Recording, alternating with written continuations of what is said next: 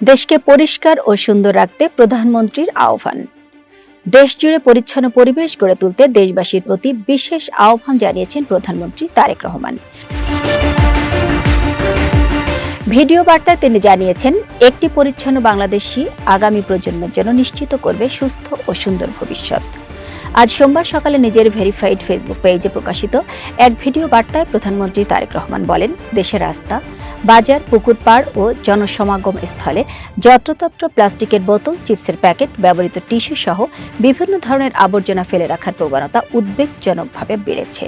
তিনি সবাইকে সচেতন হওয়ার আহ্বান জানিয়ে বলেন, ব্যবহার শেষে আবর্জনা নির্দিষ্ট স্থানে ফেলতে হবে এবং সঠিক উপায়ে তা অপসারণ করতে হবে। এতে যেমন পরিবেশ পরিচ্ছন্ন থাকবে, তেমনি মানুষের চলাচল হবে আরও স্বস্তিদায়ক। নিজের ঘরের পরিচ্ছন্নতার উদাহরণ টেনে প্রধানমন্ত্রী বলেন, কেউ যেমন নিজের ঘর নোংরা দেখতে চান না, তেমনি পুরো দেশকে নিজের ঘরের মতো পরিচ্ছন্ন রাখার দায়িত্ব সবার।